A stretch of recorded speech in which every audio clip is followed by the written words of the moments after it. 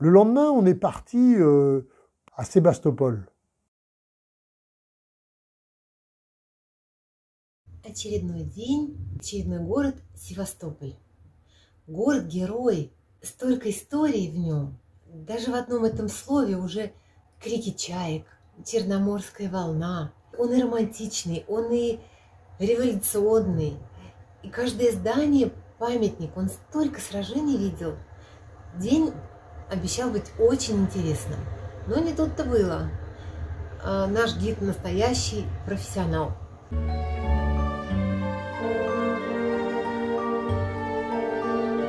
En France, on connaît surtout en Crimée Sébastopol. C'est une station de métro à Paris, les gens ne savent pas trop pourquoi. Mais c'est quand l'Angleterre s'est opposée à la Russie, elle s'est alliée à la France vers les années 1855, je crois, et ils sont allés faire la guerre en Crimée. Начали с панорамы.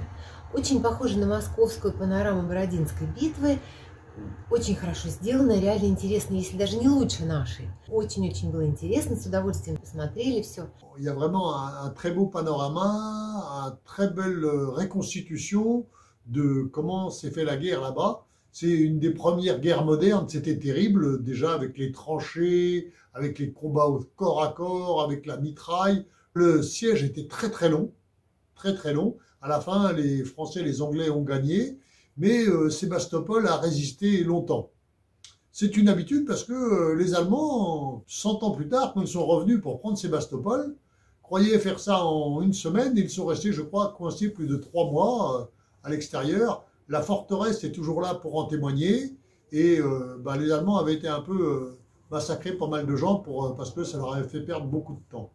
C'est un très bel endroit, on retrouve les fortifications, c'est très bien conservé, on voit les armes, les uniformes de l'époque, c'est très très intéressant, ça vaut vraiment le coup, c'est aussi bien que le panorama de Borodino à Moscou.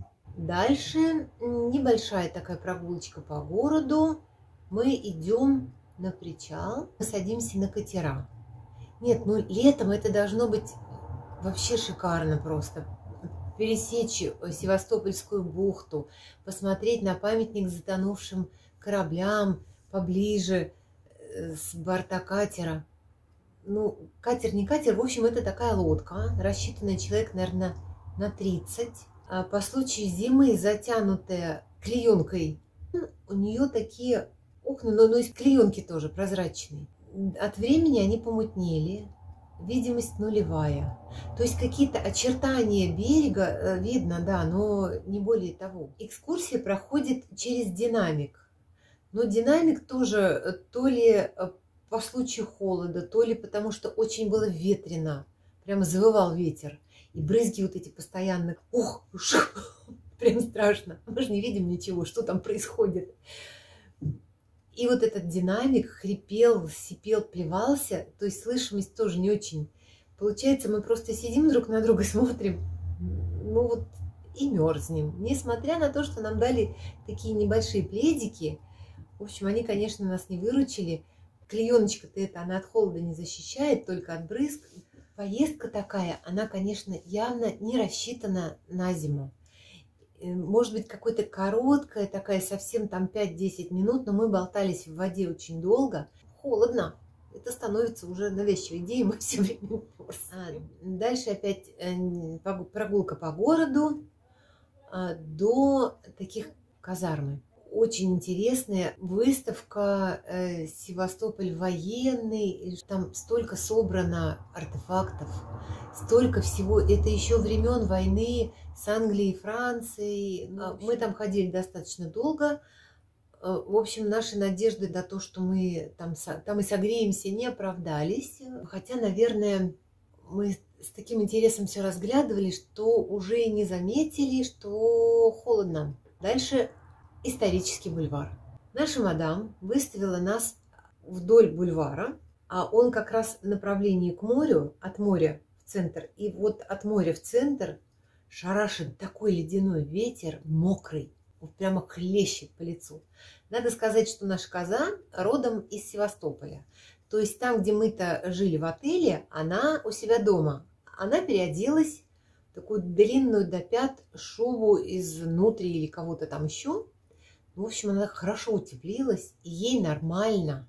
А мы в своих куртаечках, когда эта лекция закончилась, просто зуб на зуб не попадал. Она вот это бу-бу-бу-бу, сколько лодок было у фрицев, сколько танков, сколько людей с этой стороны, сколько людей с той. Ну, в общем, сведения, которые можно пересказать в автобусе, либо где-то в музее, ну, то есть где-то в помещении, совершенно не обязательно при этом находиться на самом этом бульваре. О чем мы ей и сказали. Дама нам заявила: у меня в программе экскурсия на бульваре, и буду я ее проводить на бульваре. Как водится, она дала нам свободного времени просто кучу. Но тут, конечно, хотелось бы погулять по городу. Город-то сам по себе очень красивый. Столько исторических зданий с колоннами, такие торжественные, такие нарядные. И потом тут-то все в убранстве по случаю Рождества. Гирлянды, украшения, так все здорово. Мы думаем, ну мы сейчас сначала пойдем куда-нибудь погреться, поедим, и уж потом времени куча, наверное, часа 4,5. Когда мы увидели шоколадницу, мы были так рады, как родной обрадовались. Ой, шоколадница, быстренько туда. Уже вот каждая жилка внутри трясется. И казалось, что, наверное, не согреемся никогда. Вот настолько мы промерзли, очень ничего не шевелилось, ни руки. Руки приняли вот такую форму. Ни ноги уже не идут нормально. В общем, мы угнездились в этой шоколаднице, поели, попили, час где-то вот так просидели, чувствуем, все равно холодно, вот все равно вот это вот внутри все дрожит. Не вопрос, чтобы вот выйти и пойти гулять по городу. Даже не. Вышли уже только, когда надо было идти садиться в автобус. В Севастополе видели из окна автобуса. Все, на этом день закончился. Отельчик у нас был в Севастополе приличный. Очень интересный был метод, как администрация справлялась с отсутствием электричества. Значит, нам сказали, давайте так, часов 8 или 8:30, когда вы будете готовы, мы вам включаем генератор. Мы не можем его держать долго, потому что все-таки дорого, и потом это все с разрешения, опять же, руководства, которое на празднике куда-то подалось в теплые края. Мы вам дадим полчаса на помывку. Всей группе вот один раз включаем генератор, вы все дружно моетесь, и через полчаса кончается благодать. Все, ну, свечи, конечно, полные ящики, свечей полно, мы и ужинать ходили со свечой, вот, чувствуешь себя монашкой в подземелье. Ну ладно, уже спасибо администрации хоть на этом, хотя бы как-то, но справлялись.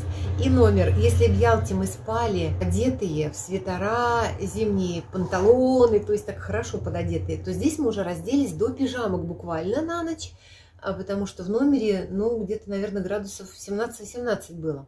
Утро следующего дня мы поехали в Балаклаву. Ce jour-là, on a eu une surprise encore plus forte, c'était la dégustation des vins. C'était vraiment très bien organisé, on voit que c'est une grande cave avec une grande tradition vinicole. Chaque participant avait devant lui 9 verres tous numérotés, remplis chacun d'un vin, et le sommelier nous faisait suivre la dégustation en nous donnant une indication sur chacun des vins. Donc on a commencé au 1, on a goûté, savouré, s'est rincé la bouche, on est passé au 2, mais un Russe âgé était déjà au numéro 9, qu'on n'était pas au numéro 3, et il a bu la part de sa femme. Mais il a dû tout trouver très bon, parce qu'en partant, il a même bouché des bouteilles avec du Kleenex et il les a emmenées. Ça devait être un connaisseur. Утро началось с Херсонеса Таврического. Еще нам повезло, солнышко вышло. Смотришь на все эти виды, вот картинки из археологического журнала. Даже назвать руинами это язык не поворачивается. Конечно, мало что сохранилось, но посреди всего этого великолепия, просто вот на берегу уже огромный колокол, тот самый, который французы во время войны с нами тиснули, а потом Наполеон III нам его отдал. Вернул, так сказать. Тут опять начинаются странности. Минимум времени в археологическом музее, где несколько залов, представлено очень много вещей, найденные при раскопках, и есть что посмотреть, но почему-то прямо вот быстро мы эту анфиладу залов практически без остановки прошли. Очень красивый храм Владимировский. Там нам времени дали вообще смешно. Какие-то минутки войти и выйти. То есть о том, чтобы его хорошо так внимательно осмотреть, даже речи не идет. Зато потом уже вот на территории какая-то вообще куча времени, куча. А все это находится на берегу моря. Соответственно, ветрено, несмотря на солнце, привычно замерзаем. Потом переезд в Балаклаву. Веселый, шебутной город такой, очень нам понравился. Он такой уютненький, вокруг бухты. А в этой бухте такой военно-морской музей, бывшее убежище для подводных лодок. Alors aujourd'hui, on a fait une très très belle excursion. Ça a commencé par les ruines de la ville grecque de Chersonèse. Alors c'est impressionnant de voir tout le travail qu'ont fait les archéologues pour retrouver et dégager toutes ces vieilles pierres. Ça a quand même plus de 2000 ans, quoi. On se sent tout petit, il y a peu de lieux comme cela. Il y a une chose bizarre dans cet endroit, c'est qu'on y retrouve une cloche qui avait été volée par les Français lors de la première guerre de Crimée. Et comme Napoléon III, après, était redevenu ami du tsar, il a rendu la cloche, qui était remise donc à Chersonèse, là, qui est pendue au milieu de cette ancienne cité grecque. Я не очень люблю вот эти вот музеи про войнушку, но здесь, конечно, потрясающе. Он находится в горе, внутри горы. И вот когда ходишь по этому лабиринту, ну просто как это можно было построить? Столько труда. On est parti pour visiter la base des sous-marins. Vraiment, c'est très très bien. C'est à voir. On imagine mal comment des gens ont travaillé très dur, certainement pendant des années, pour faire un port sous la montagne. Avec un labyrinthe de canaux, c'est extraordinaire, c'est vraiment quelque chose à voir. И тут наша коза дала маху. После этого военного музея в программе у нас дегустация шампанских вин. И тут мадам заявляет, я вам после этого музея дам время свободное. Хотите обедать, хотите... Вот на горе есть крепость генуэзская еще. Ну и потом в отель. Народ не поняли. А у нас дегустация. Вот какая дегустация? Что вы думаете? Это факультативно. Нет, это она на святое замахнулась. Ну вот как бы она так планомерно нам бяки делала постоянно, и все это с рук сходило. Это нельзя трогать. В общем, народ устроил бучу. Она ходила хмурая в этом музее, потом вообще вышла из лабиринта, названивала на фирму, нельзя ли как-то это похерить. Выяснилось, что нет, нас уже ждут к 4 часам. Мы вышли, там такая небольшая кафушечка, мы расселись, можно просто посидеть. Мы, конечно, кофейку тут же заказали погреться, опять же, потому что в подземелье на воде ни разу не тепло. И она в расстройстве заявляет, так, ну ладно, сейчас свободное время до 4, в 4 я всех жду здесь, поедем на вашу эту дегустацию. Видно, что она очень расстроена, потому что она уже думала от нас избавиться быстренько, там, часам к 5, а тут-то какое? К 5, дай бог, чтобы мы вышли из магазина, да еще ехать. Ну, в общем, расстроен человек, и в расстройстве бог весь чего несет. Группа разделилась на 2 части. Кто-то собрался идти в эту генуэзскую крепость смотреть, но мы решили как-то, что мы туда не полезем. Хотелось погулять вот спокойно по городу. Вылезло солнышко, как-то пригревать стало, очень как-то так тепло и солнечно. По сравнению с прошлыми днями очень даже приятно. И мы решили, что мы где-то вот здесь вот найдем себе место и будем наслаждаться жизнью. Тут коза начинает рассуждать сама с собой. А что я им сказала в 4? В 4 же нам надо быть на дегустации уже. Поворачивается к нам. Выходит, в 3 уже здесь-то надо быть. Мы согласно киваем. Ну да, в 3, хорошо. Ага, в 3. И да, мы согласны. Она смотрит, не, а что вы сидите? Вот что вы сидите-то? Бегом надо бежать, догоняйте людей, объявите всем. Кто, я? Мы? Говорю, сейчас, побежала. Лично я на данный момент собираюсь допить кофе, пойти прогуляться по Балаклаве, выбрать ресторанчик рыбный посимпатичней и насладиться балаклавской кухней. Но ровно в 3 мы будем на месте, вы не переживайте, мы придем. Угу. А кто побежит, я не знаю. Наверное, тот, кто должен по роду своей деятельности. Она аж зубами Баба-Яга заскрипела. Как я смею вообще с ней так разговаривать? О, еще как смею, она заслужила. В общем, начала она вертеться вокруг своей оси, увидела вдалеке папу с сыном и засеменила за ними. Вот, ну а мы пошли с удовольствием, действительно, очень вкусный супчик. И на вторую мы какую-то рыбку вкусненькую тоже стрескали. И потом еще погуляли. Очень город нам приглянулся. И, в общем, получили массу удовольствия. Потом сели в автобус, поехали эту дегустацию. Ну, вина никакие. Но у нас была компания в группе таких любителей. Не скажу, чтобы колдыри, нет, но любителей. И вот они с таким удовольствием все это дегустировали. И под конец в бутылках-то тоже многое осталось. В общем, они эти бутылки заткнули газетками и салфетками и на ужин вышли навеселе. Moment très intéressant, c'était qu'on a rejoint le centre de la Crimée, l'ancienne capitale du Khanat tartare, Bakhchisaray.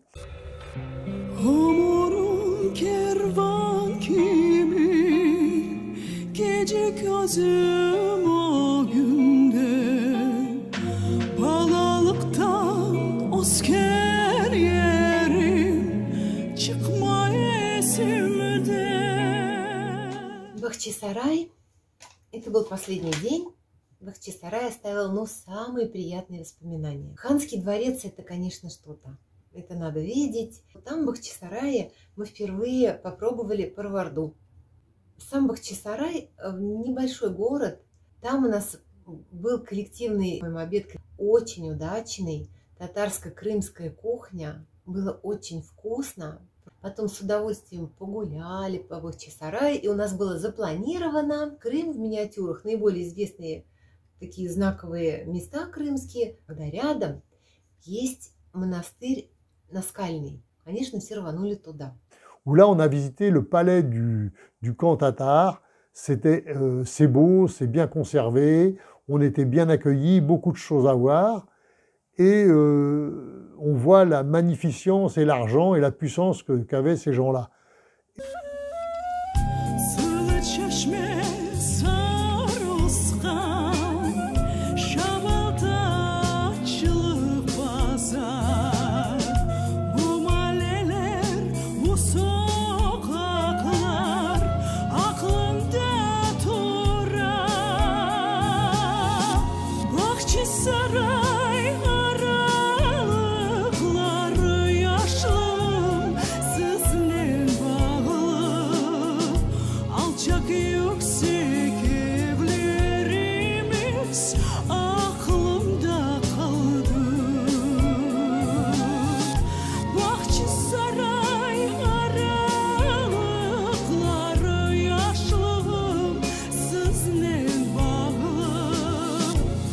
Çok yüksek evlerimiz aklımda kaldı.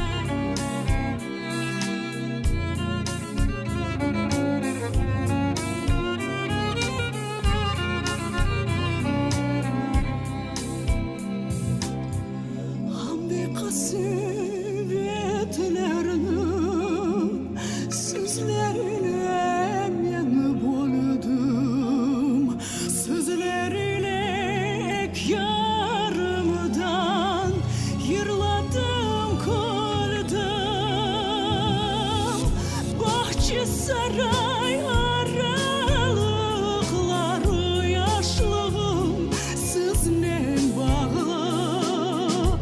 Alçak yüksek evlerimiz aklımda kaldı.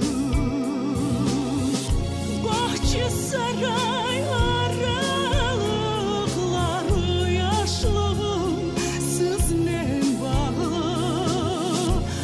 Alçak yüksek evlerimiz aklımda kaldı. Alçak yüksek evlerimiz aklımda kaldı.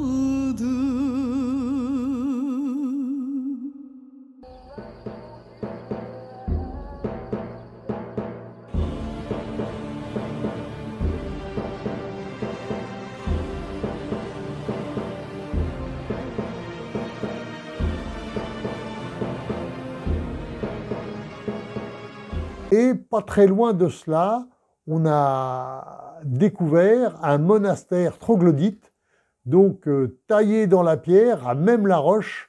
C'était vraiment très intéressant de voir que des gens ont tellement la foi qu'ils ont gravi la montagne, percé les rochers pour installer des chapelles, pour installer un monastère. C'était vraiment très très intéressant. De plus, le midi, on a mangé dans un petit restaurant tatar.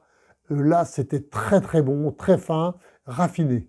C'est peut-être le meilleur repas collectif de toute cette expédition. Это был последний день. После этого у нас был трансфер уже до Симферополя. И во время трансфера народ начинает перемигиваться. Пустили конверт, собираем козе деньги. Ребят, вы смеетесь, что ли? Это она нам должна, она над нами издевалась все это время. Она вас шпыняла, она вас просто в глаза вам говорила, что она вас всех ненавидит, вы ей осточертели. Вы что, ей денег хотите собрать? Серьезно?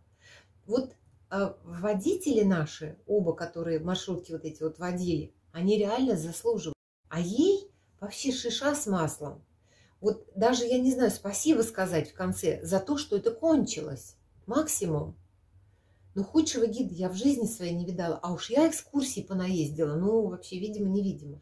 Как мы были рады вернуться в московскую квартиру теплую, со светом, с горячей водой. Может быть, стоит поехать вот пережить такие испытания, чтобы потом оценить, что вот мы комфортно живем. À la fin, on était très content de retourner à l'aéroport de Simferopol, de se débarrasser de cette guide qui ne connaissait pas bien son affaire et qui n'avait peut-être pas envie de s'occuper de nous, et surtout de retrouver notre appartement à Moscou où on avait de l'eau chaude et du chauffage. Крым посетить надо обязательно, но не зимой. И надеюсь, что сервис там теперь гораздо лучше, чем раньше. Mais c'est sûr, je retournerai en Crimée plutôt au printemps pour bénéficier des fleurs et éviter la cohue, parce que je pense qu'il doit y avoir beaucoup de monde l'été, peut-être un peu trop pour nous, mais il faut y retourner, c'est vraiment un endroit à visiter. Когда спрашиваю Алана, в Крым поедем, он говорит, обязательно, обязательно, однажды, но не сейчас. Никогда не говорим, что это будет вскоре.